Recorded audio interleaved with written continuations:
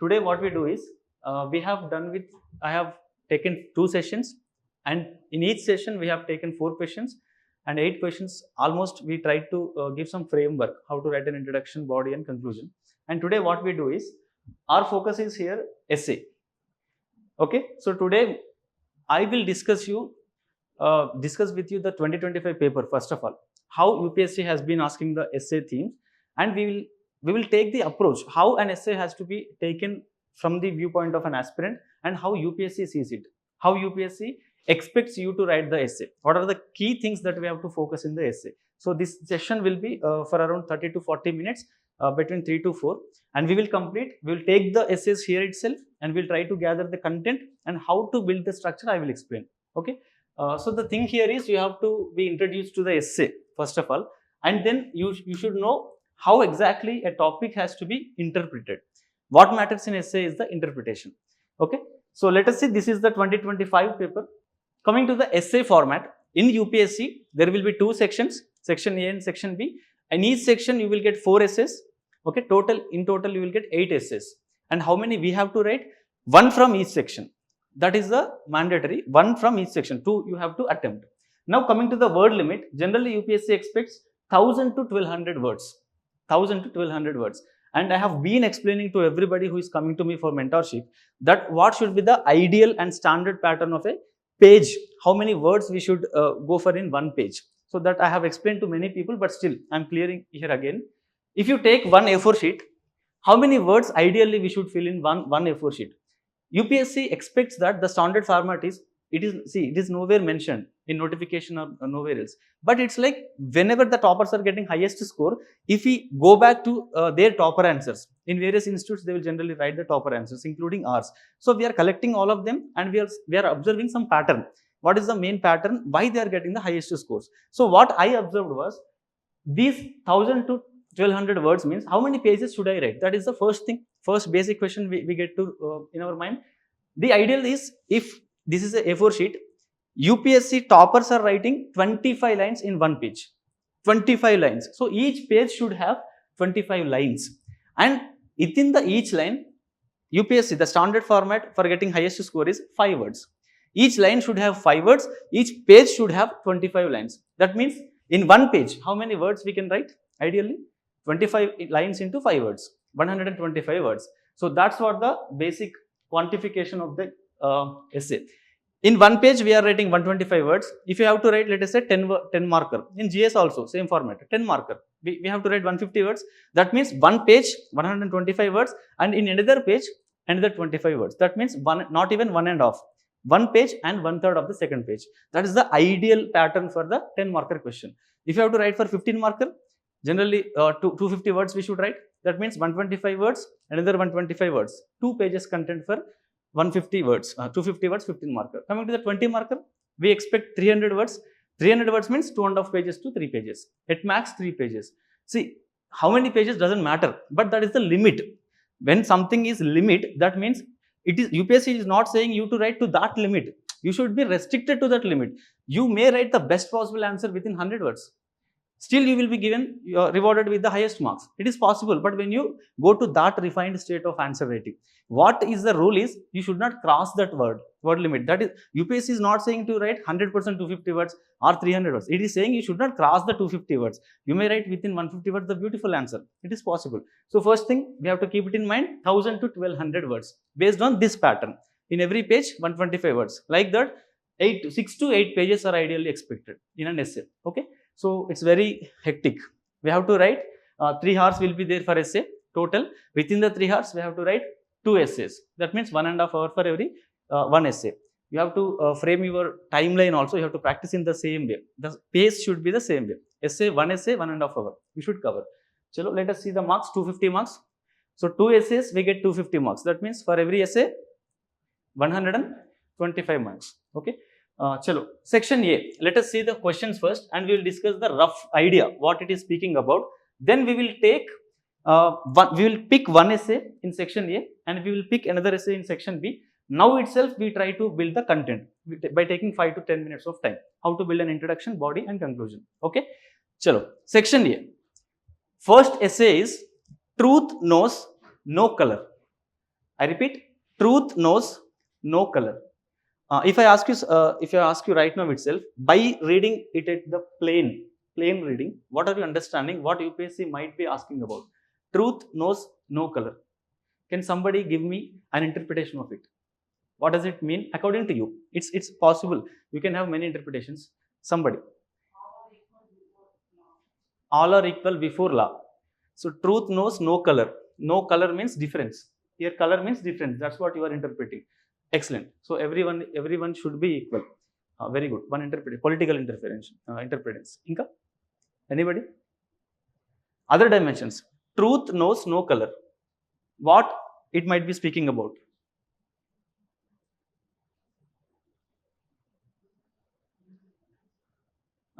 Venkat Lakshmi, right? Huh? Yeah, please. Truth knows no color. What do you think by just seeing it? It's okay, fine. Brainstorming sessions are necessary. The process will make us refined. So we have to participate in the conversation. Whatever you feel, it's fine. But what do you think UPSC is asking about? Truth knows no color. What is meant by truth? Let us go literally. What is meant by truth? What is truth? Huh? What? Anybody? Last.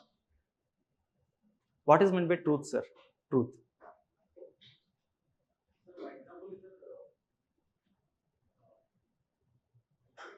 How? During the times of solitude, how you are. That's what your true being. Excellent interpretation, right? See, truth means everybody will think differently from their perspective. Sir is giving another new perspective that when we call somebody true and original, when he is in solitude, then the original personality will be coming out generally. So the originality, he is thinking like truth means the originality, the real existence of something. That's what truth. So truth knows no color. What this color might be? Meaning this is metaphor. We have to derive the meanings from the literal meanings. So truth knows no color means what? What UPSC might be asking us to think about. Color means you have said differences. Excellent. For example, there is one opportunity, a job position, and two people have literal interpretation. Two people have come directly taking the color aspect. Let us say black person and white person in America. Let us say there is a job vacant position, and just by seeing black and white as the criteria, if you reject, not considering the merit of the person, is that truth? No, right? We should not discriminate people on the basis of the color. So in that context, if we have to see, to realize the equality, I can derive the meaning of truth as equality also. So equality knows no discrimination. Only based on the original requirements of the position, you have to judge the people. Just because based on the color of the people, you should not judge, right? I have just taken this racial example because the word used here is the color. You can interpret it in different dimensions. Political, economically, different dimensions will come. Socially, technologically, environmentally, from different perspectives, we can just derive the meanings. Okay, just leaving it out because we have to see even the other content also. Truth knows no color. After that, we'll pick one essay and we'll write. Chalo, second one. So simply it is speaking about there should not be any differences. That's what the truth. No discrimination, no difference. That's what the truth is all about. We have to interpret it in different dimensions. That's all. Okay, next, second one. The supreme art of war. The supreme art of war is to subdue the enemy without any fighting. Supreme art means that's the most excellent form of art of warfare. What is that? We should not fight at all. Before the fighting itself, we have to subdue the enemy. So what this essay might demand us to write? Can somebody interpret?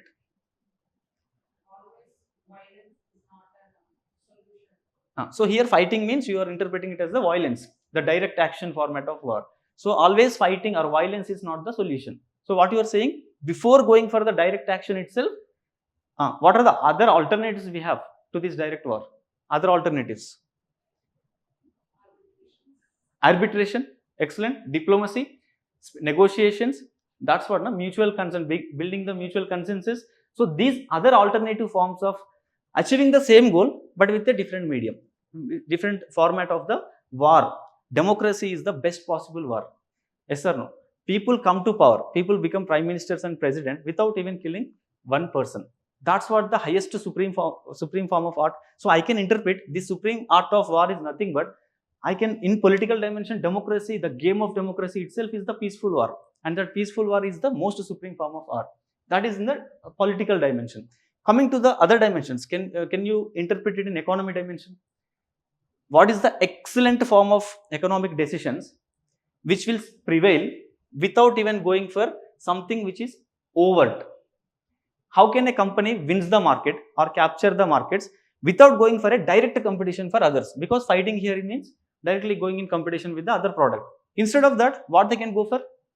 Improving the quality of the product, uniqueness, giving innovative ideas to the products, and coming up with the new alternative forms of advertisements or something, reaching to the people. So awareness campaigns or something they have to add to the existing product. So this form of indulging in this innovative process rather than going direct for the competition with another product, that makes your product most valuable in the market. So maybe in the economic dimension, am I saying is it authoritative essay? No. Am I saying it to be 100% correct? No. Everything is an interpretation. From my perspective, whatever I am speaking here is my personal perception. I see this essay in economic dimension like that. Okay. If I ask you in the, let us say, other dimension, let's speak about the historical dimension. Can you give me some examples where there never happened a war, but people won? Can you give me some examples like that? Whom? Yeah, Gandhiji's principle of, what is that? Talisman principle. What it says? What it says? I'm not getting, sir. Tolstoy forms the experience in the Africa. Simply to say, the production process of Satyagraha principle. He learned Satyagraha, he practiced Satyagraha first at the South Africa, right? So the total non-violence principle, whatever the non-cooperation principle Gandhiji has devised, that is to avoid the direct war. So before going with the direct war with enemy, like Subhash Chandra Bose thought, we can go for a direct fighting with the British Empire. What Subhash Chandra Bose thought, but what Gandhiji has done, before going for any fighting itself, he made the most highest, that was British Empire was the most strongest mighty empire at that time. But without any fighting, he just subdued the enemy just by non-cooperation with the government. So that is the most supreme form of art, na? So in the historical dimension, I can just explain the Gandhiji's ideals and how we won the independence without even bloodshed, direct bloodshed. Of course, there are a lot of sacrifices happened, but direct fighting with British Empire was very rare. There was no war India and British Empire had any time, right? So we can interpret the same essay in historical dimension, taking the Gandhiji as the excellent example, and even the Tolstoy forms experiment in the South Africa, etc. We can phonics forms experiments we can discuss. Superb. So you got the idea, right? Simply we are not going for direct confrontation, rather than we are coming up with something more refined thought, so that we can subdue the enemy before the fighting itself. So you have to interpret it in different dimensions. Now, and for example, environmental dimension. Can you give me one example in the environmental domain how this essay can be interpreted? Environment. Here fighting means I can say like disasters. In the environment, fighting means disasters, earthquake or a volcano or something, tsunami like that. Instead of experiencing the earthquake by not taking any action at all for combating the climate change, instead of that, if you can go for with a cautious approach, development, at the same time sustainability, if we integrate that, there will never be any fight with the nature.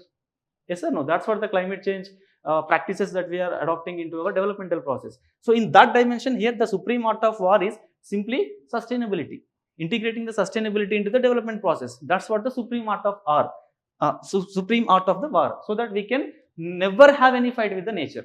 So we can live along with the nature. In that, so you got the idea, right?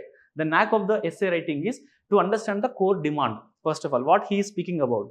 After you understand that, you can just simply change the dress. The core will be same. You can just change the shirts, and in the same way, every para should be describing about one particular dimension of, let us say, GS. And if you don't know how to write an essay, always remember paragraphs. When you start from first paragraph to last paragraph in the body, your flow should be according to the syllabus. In the UPSC syllabus, we have GS 1, 2, 3, 4. If I write the essay, the same essay, what I do is, in the first paragraph, I describe the historical perspective, because GS1, Indian history and world history. So first, historically, how I can describe this essay, and then slowly I will move on to the societal perspective, Indian society. and then into the geography perspective. So in the geography perspective also, we can derive some meaning in this essay. If we can dig, definitely we'll get some points. So like that, how we have to structure an essay, you can use one approach, one technique is syllabus wise. From history to GS ethics, last GS4 is ethics now. From the dimension of ethics also, by using the refined values like integrity, like commitment to the service. We have seen an example, the last question, civil servants, etc. That question. So that is also supreme art of war. To avoid a fight, what is the fight? Failure of governance. To avoid that fight, failure of governance, civil servants can adopt the integrity as a value. The heartful, genuine interest, genuine passion in delivering the services to the people. If we can adopt such type of values, that will be the supreme art of war in the governance, so that the failure of governance will never happen. So in that dimension, from history to the ethics, you can take the paragraphs from one dimension to other by integrating here and there some connecting words, phrases, codes, etc. So this can be one of the beautiful way to write an essay. Let us see the third essay, what UPSC was asking about. Thought finds a world, I repeat, thought finds a world and creates one also. So what UPSC might be thinking about? Thought finds a world and creates one also. How can you see it?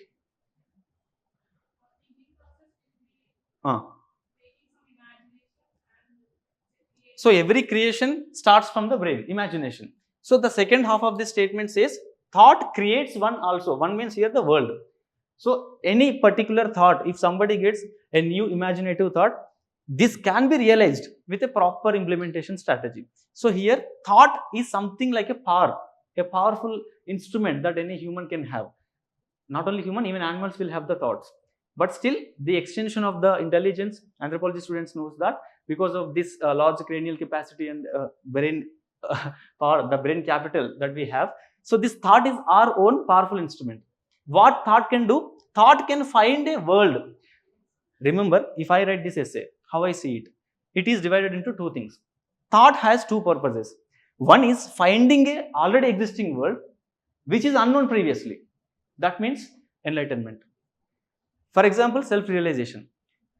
Unless and until you think about it, you don't know that there is something like that. Yes or no? In that dimension, you can imagine it, you can apply it to political dimension, economic dimension, anything. But thought has that power to find already existing things in the world. But because of the ignorance, we don't know them. And when you start thinking, you will find everything. You will discover everything. So that is what nothing but thought finding a new world. Okay? And not only existing world finding, but thought has another power to create something which is never existed in this universe. All the architecture that we see today, all the modern infrastructure, science, technology, advanced tools, everything is a new creation. Science is simply thought creating a new world. Art is simply thought finding an existing world. Dance forms, art forms, expressions, drama, theater, every emotion everybody has inside us. But because of the thought and expression, what we are doing, this whatever the humanities or art form existing in the humans, we are exploring that through thought process. So unless and until you think, you don't ever find anything which is already existing. But if you think, even you can create something new also. In that dimension, we can just explore it. So how political dimension, let us see the political dimension of this same essay. How can one justify thought can find a already existing world and thought can create something new also? Can you give me an insight in political dimension, how we can see this essay? Thought finding already existing things and thought finding, CJ, Cockroach Janata Party. Okay, so how you interrelate that? How you link that?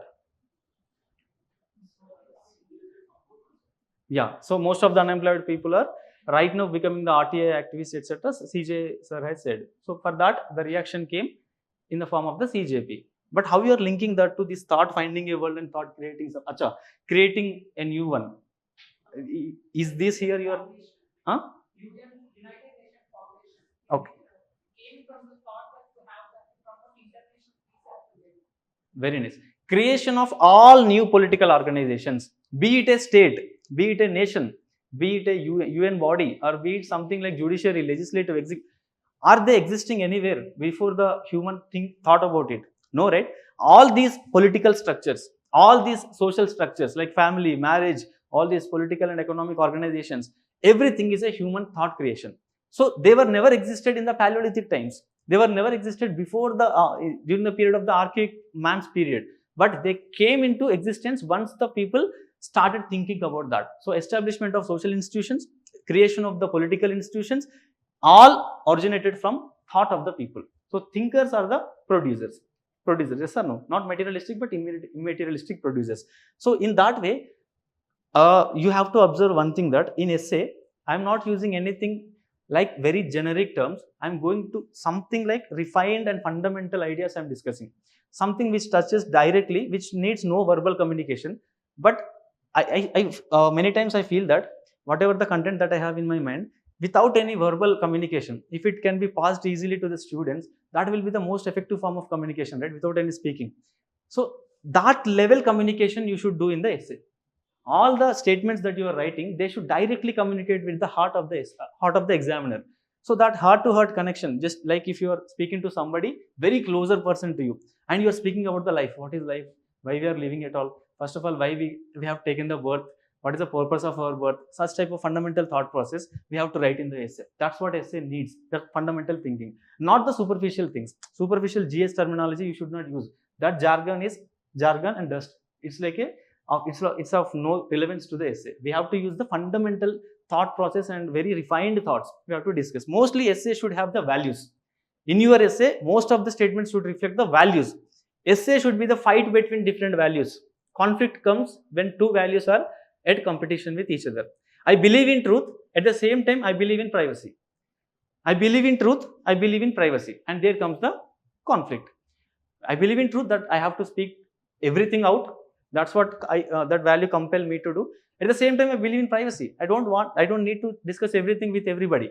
Now there comes the conflict. So you have to discuss such fundamental conflicts in the essay. Okay. For that, generally sources of these values, where do we get from? One is GS4.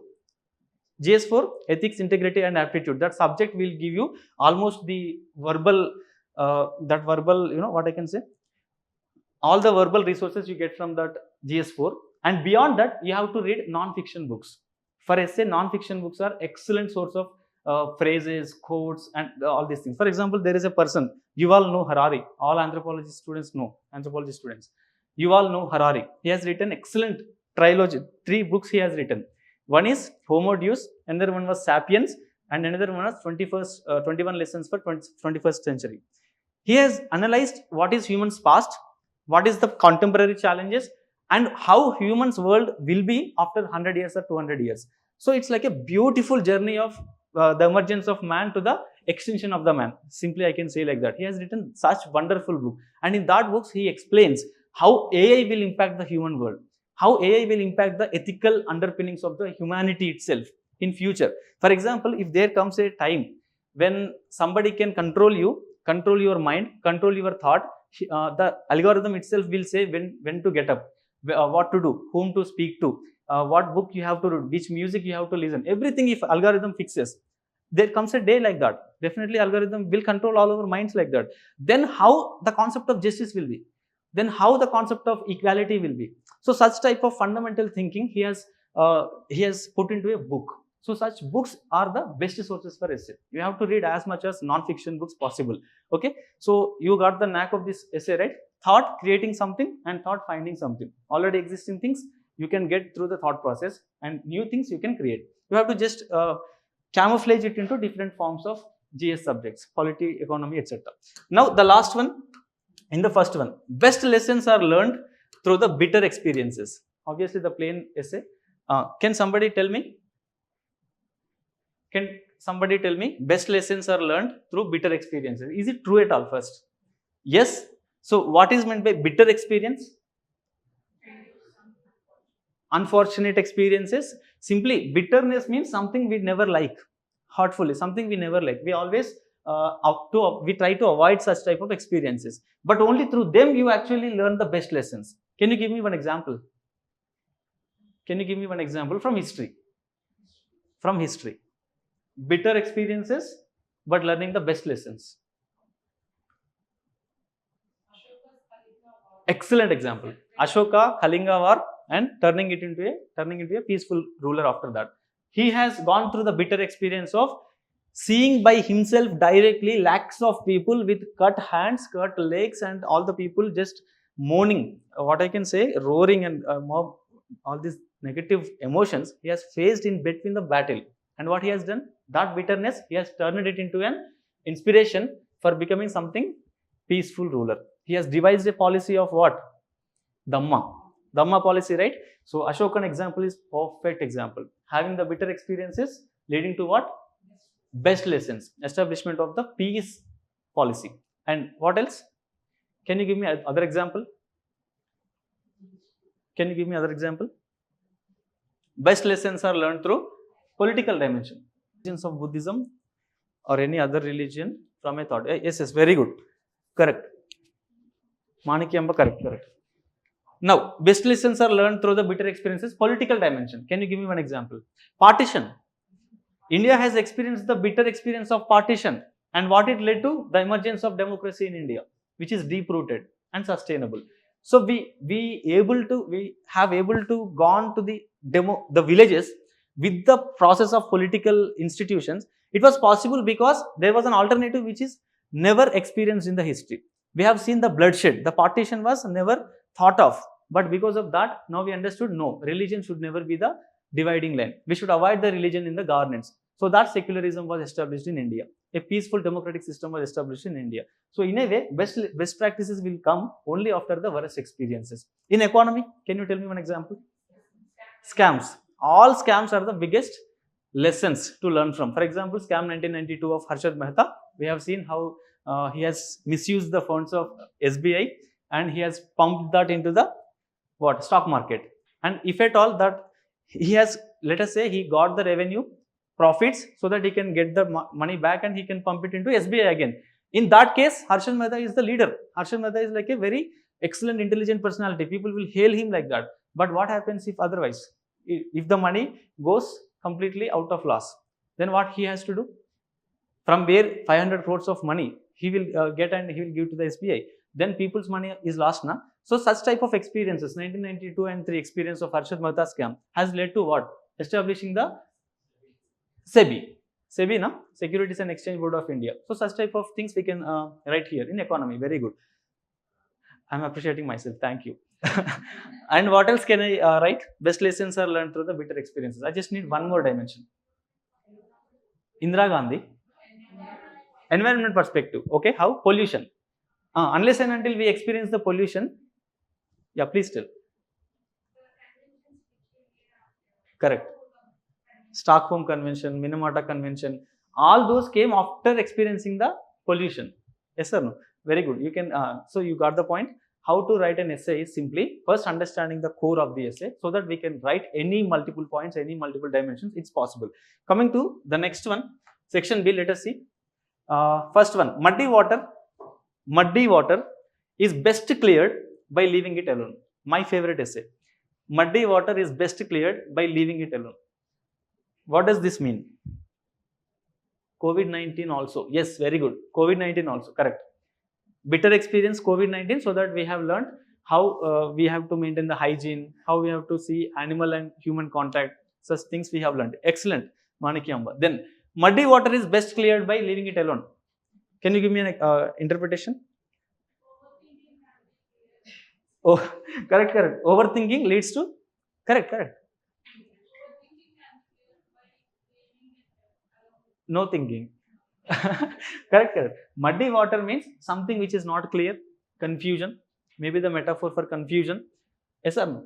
Confusion is best cleared. I repeat, confusion is best cleared by leaving it alone. What we have to leave? Thought. Whatever the thought which is giving you the confusion, just don't think at all. So no thinking is nothing but meditation, right? Meditation. People do meditation because they want thoughtlessness. So thoughtlessness is the best possible solution for clearing the muddy water, clearing the confusions, etc. Sometimes inaction is best rather than the action.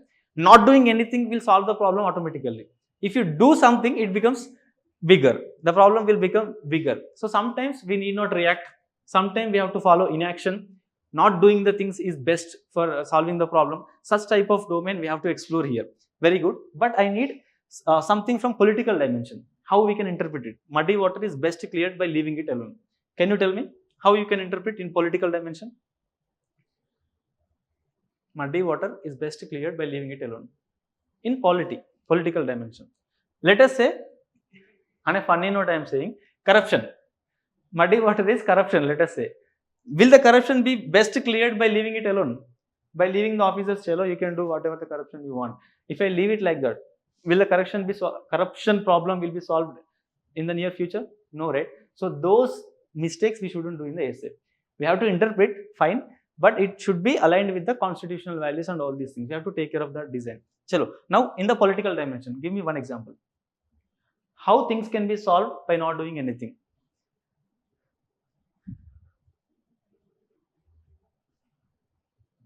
For example, muddy water means a revolt in the society, or a rebellion, or a lot of disturbance to the peace and order in the society.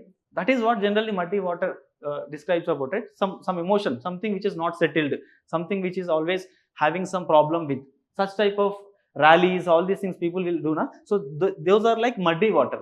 If the government goes for crushing the people's voice, that is what action, taking an action.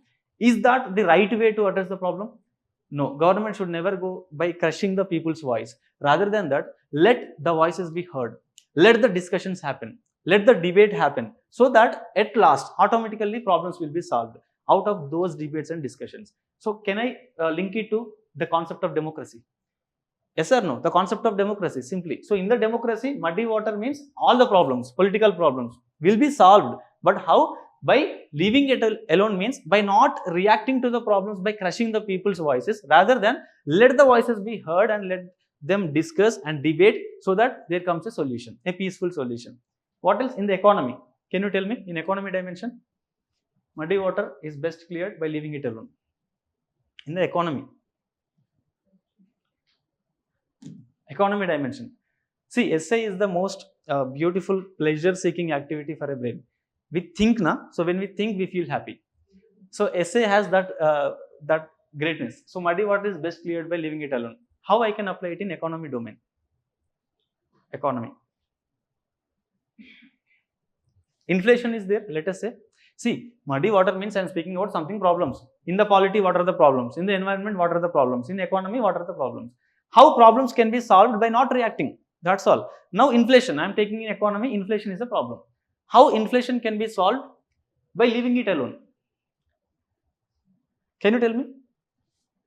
Under which circumstances inflation generally arises? Inflation. If you do something artificially, if you want to change the demand artificially, or if you want to change the supply artificially, that leads to mismatch of demand and supply. I repeat. If you do something artificial in the market by twisting the demand, by twisting the supply, that will lead to something inflation-like conditions. So this practice of hoarding, did you listen about hoarding practice? Hoarding means, see, I am a onion cultivating farmer. I know that all onion harvesting will happen in, let us say, October. But my crop, because of the genetic editing or etc., my crop will be harvested in the not October, just 1-2 months before itself, let us say. Then what I can do? I can directly, before the harvest comes into the market, if I can dump my product in the market, I will get the highest price, because there will be shortage of the onions in the market, so I get the highest price. But instead of that, some people, what they do is, during the peak hours, during the bumper harvesting period, what they do, instead of releasing it into the market, they will hoard half of the onions into the godowns. And whenever there is a lean period in the market, they will slowly dump that the onions into the market, so that they will get the highest price. So all these practices, black marketing, hoarding, etc., they are the product. They are almost like muddy water in the economy. But how we can solve them? How we can solve them? By leaving it alone means what? Sometimes not interfering in the market.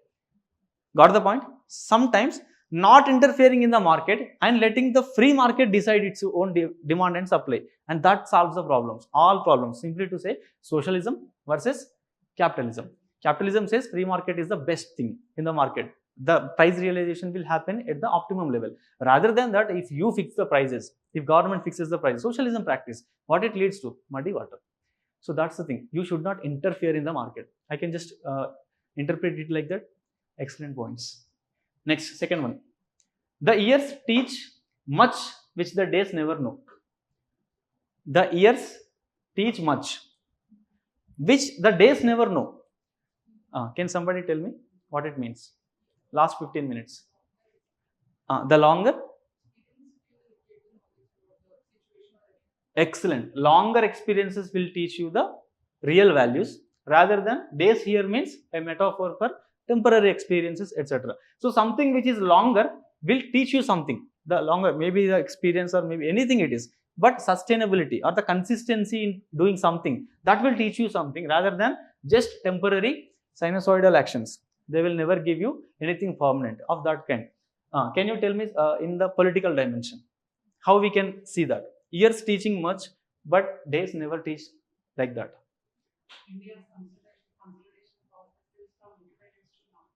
Consolidation and integration of India. Excellent example, correct. Because it takes years and years and years, integration process.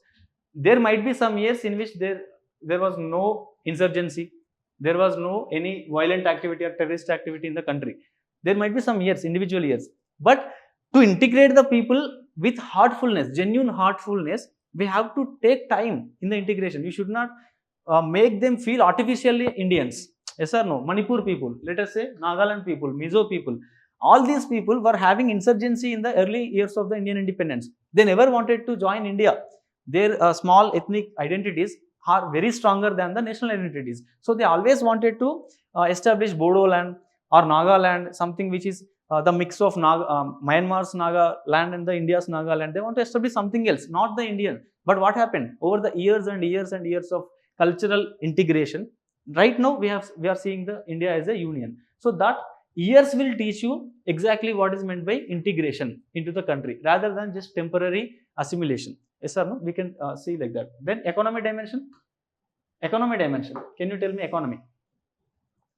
Something which is longer in the market will gain credibility, will gain brand value, will gain credibility. That will teach you what is the right way to produce the things. That will teach you what is the right way to distribute the things and consume the things rather than something which just comes and go in the market. Lot of products will just come and go, but that will not teach you how to sustain in the market. What teaches you is the permanence in the market. We can just interpret it like that. What else? Environment. Can you tell me from environment perspective? Gold price. Acha, very good. Gold price, real estate also creating a fuzz increases the false value rather than waiting for a movement in air. Yeah, good. Now tell me from environmental perspective, how something which is sustainable teaches us something rather than something which is short term. The practice of deforestation. Let us say, what we are doing, afforestation we are doing. Afforestation, is it permanent? Temporary solution. Yes or no? Going for afforestation practices is a temporary solution because you are cutting 100 trees there and you are just planting another 100 or 150 trees here.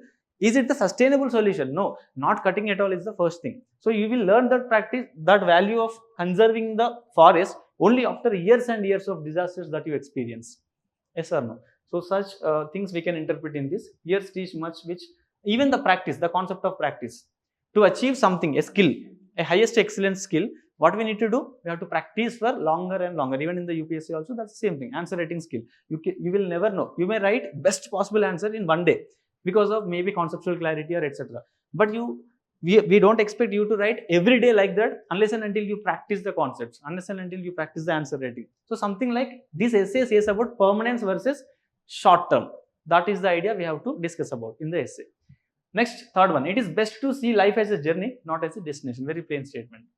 It is best to see life as a journey, not as a destination. How we can interpret it? Usage of non-renewable resources, something which is longer. Very good, correct. Now tell me, why we need to see life as a journey rather than a destination? What happens if we see life as a destination? Give me some points. Yeah, what is destination meant? Something, an end to something. So when you end something, you will get gratification, and gratification is the first enemy to improvement. If you satisfy very early, you will never improve in that skill. You should never satisfy. Even in the answer writing also, you should never feel my answer is perfect. The moment you feel like that, your progress will stop. That's the idea we have to discuss here. Something, a destination means an end. It symbolizes something, an end to the effort. And here, if you see life as a journey, then what happens? Life as a journey, we will explore multiple options. We will still further want to progress in life. Yes or no? So something of that kind. Let us see political dimension. What happens if we see life as a journey? Here life means, let us say, political institution. Life of a democracy. What happens to life of democracy if we see it as a journey or if we see it as a destination? Governance. Okay, governance.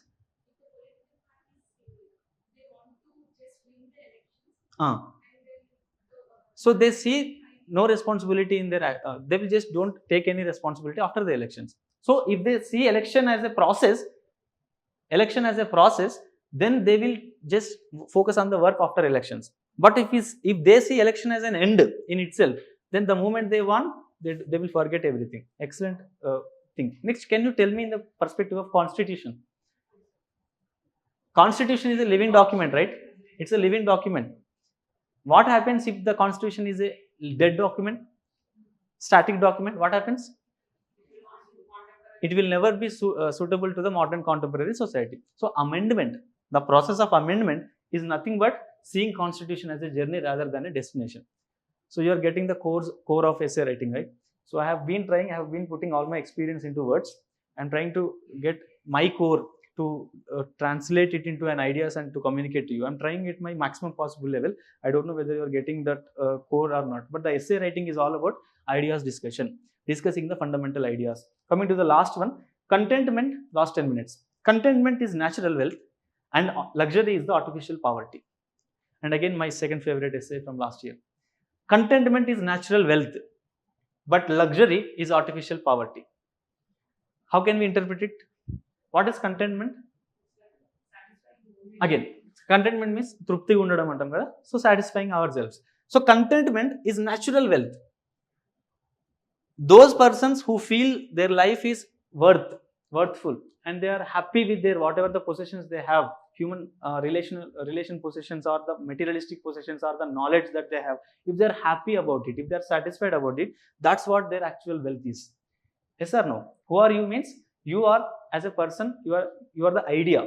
Whatever the thought process that you have, that is you actually, not your properties, not your money, not your something materialistic possessions. So if you are happy about yourself, that's what your wealth is. Now coming to the next one, luxury is artificial poverty. Why? Why luxury is artificial poverty? Can you tell me why luxury is artificial poverty? Poverty means lack of access to something. Lack of access to something. Artificial means something which is created by man. That is what art. All the art subjects are nothing but created by man simply. So artificial poverty means lack of access because of the man's actions itself. It is not natural. You are not giving access to anybody and you are not taking access of anybody's life. Who will behave like that? The most elite people, the most richest people, they will never come to the people. They will never, they never mingle with the people because security issues will be there. A lot of other issues will be there. Na? All the luxury that you have, let us say Ambani, can he come to a restaurant and sit happily and eat just like us? Can he come and have a tea at the roadside just like us? So he will never be happy. That is poverty. Mental poverty, yes or no? We have seen during the COVID-19 period, lot of richest millionaires also, because of the isolation, because of the quarantine, they have committed suicides. Because of the lack of access to the human conversations and etc., they have committed suicides. So that's what, you may be having 27 floor building and you may be the owner, but if you are not having that access to that lively human interaction, obviously you feel poverty. Poverty of words, poverty of emotions, poverty of that experiences, and that's what luxury which you created, and that created poverty. So luxury is artificial poverty, contentment is natural wealth. So how I can interpret in the, let us say, economy dimension. In the economy, how I can see this essay as contentment is natural wealth, luxury is artificial poverty. Economy is all about production of goods, distribution of goods and consumption of goods. Simple. Now in that production of the goods, let us say contentment. What does contentment I can interpret as, and what does luxury I can see it as in the economy dimension? That's what I'm asking. Think. Okay, so trying for luxury will make you artificially poor in a way. So he experiences that trying for acquiring the luxury things, he may be using all his savings, etc. He may be sacrificing, etc. That's what we are saying. Okay, very good. What else? Other dimensions. Can somebody give me other ideas? How I can see this as? Contentment is natural wealth, but luxury is artificial poverty. Ramesh. Yeah, think. Usage of non-renewable resources. Done. Let us say philosophy. Speak about philosophy. Why contentment is natural wealth and why luxury is artificial poverty? Luxury means possession of things beyond your needs. Simply to say, you have certain X units of needs, but if you possess more than X units, that's what luxury is all about. So when you have more things, let us say you have basic food, basic clothing, and basic shelter. You have no fears, no insecurity. You will be happy. But if you have, let us say, 2 houses, only houses, okay, and you have 2 cars, you have 2 different things. Let us just assume like that. Then what happens? You have to make sure everything is organized. 2 houses should be every day. It need to be cleaned. It need to be taken care of. Then what happens? Something beyond your capacity you try to do, and you will never be happy again, because you have to maintain everything. Now, when you possess more than what your capacity is, then obviously you will have that fear of losing it. The fear of losing it. The fear of losing your extra wealth. So you will go into extreme mode of protection, extreme mode of isolation from the others. So that's where you become poor. That's where you become artificially poor. You will cut access for your friends. Let us say you have suddenly earned 2 crores of money. Just 2 days back, you have gone to your friends and you have spent everything. But now, because you have a lot of money, you started protecting it. And how you protect it? By cutting the relations of your near and dear ones. And that's what actually you're making yourself artificially poor. You're getting my idea right. The idea is, when you possess something more than what you need, obviously you have to put efforts to conserve it. You have to put efforts to protect it. And in that putting efforts, you will lose yourself. And that losing yourself is nothing but the poverty. Poverty of self. Yes or no? So in that dimension, we can just interpret it. And these are the 4 essays, most beautiful essays. Now what is your assignment is, take 1 essay from section A and section B, not now, in your free time. Take 1 essay from section A and section B. Choose. First thing, choosing is the, choosing should be most logical. It should not be based on emotions. In life also. Yes or no? Choosing should be most logical. When you choose an essay, it should not be based on your subjective parameters. It should be based on the logical parameters. What is there? For example, do you have enough content or not? If you are not having enough content, don't choose it just because it's popular essay. Popular saying, just because you love it, don't go for it. Unless and until you have enough content about it. Number 1. Number 2, in this essay, can you explore multiple dimensions?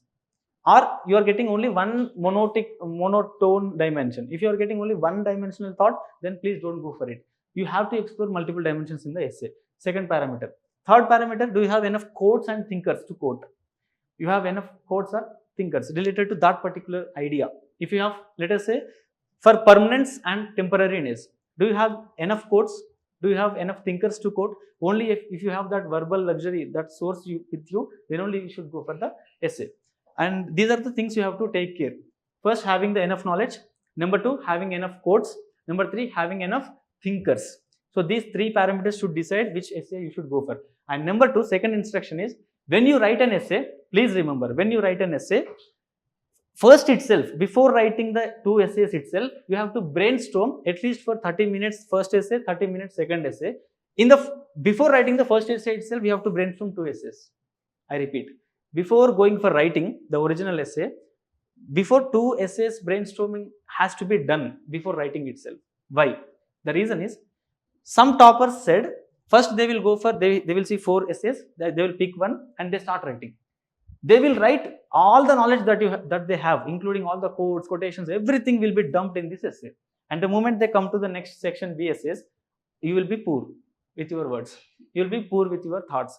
All are already dumped in the first essay. So that's the mistake. What we have to do, before writing the 2 essays itself, you have to first go through the brainstorming within the examination hall. First pick one, have brainstorming done, and then pick another one from section B, have the brainstorming part done.